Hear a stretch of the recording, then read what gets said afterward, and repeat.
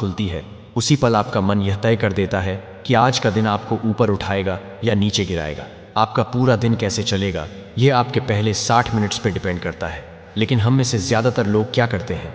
जागते ही सबसे पहले मोबाइल उठाते हैं, सोशल मीडिया, रील्स, नोटिफिकेशन, और फिर कहते हैं आज मन नहीं लग रहा। श्री कृष्ण कहते हैं जिस व्यक्ति का मन प्रारंभ से ही संयमित होता है वही जीवन में स्थिरता और सफलता पा सकता है। यह शुरू होता है ब्रह्म मुहूर्त से। ब्रह्म मुहूर्त सोने का समय नहीं है। महान शास्त्र कहते हैं इस समय प्रकृति के साथ आपका माइंड भी सबसे शांत, ग्रहणशील और आध्यात्मिक होता है। जो भी आप इस समय सोचते या सीखते हैं वह सीधा आपकी आत्मा में अंकित हो जाता है। जब अर्जुन को गीता का उपदेश मिला तब उसका मन भी स्थिर और ग्रहणशील था। इसी स्थिति में ज्ञान हृदय में जमता है। गीता आधारित मॉर्निंग फार्मूला 1। जागो, अलार्म से नहीं, संकल्प से।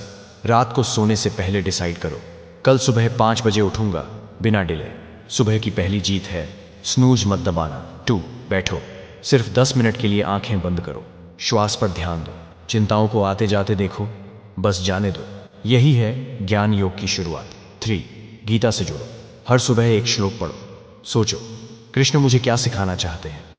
ये रोज का कनेक्शन धीरे धीरे मन को बदल देगा। 4, शरीर को भी जगाओ, हल्का योग या स्ट्रेचिंग। मन और शरीर दोनों एक ही प्राण के रूप हैं। जब तुम दोनों को एक्टिव करते हो तब तुम्हारा पूरा सिस्टम रेडी होता है कर्म के लिए। 5, कर्म करना शुरू करो बिना डिप्रेशन के। सुबह का पहला काम करो, बिना मोबाइल, बिना देरी, बिना शिकायत के। यही है कर्म योग का असली अनुभव। कृष्ण ने क्यों कहा था स्थिर बुद्धि? क्योंकि जो व्यक्ति सुबह से ही भटक जाता है, कभी फोन, कभी तनाव, कभी आलस, उसका दिन भी वैसा ही बिखर जाता है। लेकिन जो सुबह से ही कृष्ण, श्वास और कर्म से खुद को भरता है उसका जीवन स्थिर और उज्जवल हो जाता है। रूटीन सिर्फ आदत नहीं है, यह अनुशासन का प्रमाण है। यह दिखाता है कि आप अपने जीवन को कितना सीरियसली लेते हैं। कृष्ण ने अर्जुन से कहा था तस्मात् योगी भव अर्जुन। योग से जुड़ो, ध्यान से जुड़ो और कर्म से अपने जीवन को महान बनाओ।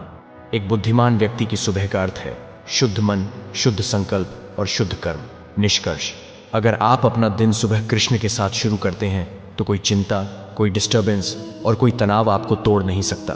पर असली सवाल यह है, क्या सिर्फ सुबह की रूटीन काफ़ी है या फिर हमारी आदतें भी वैसी होनी चाहिए जैसी श्री कृष्ण ने सिखाई हैं?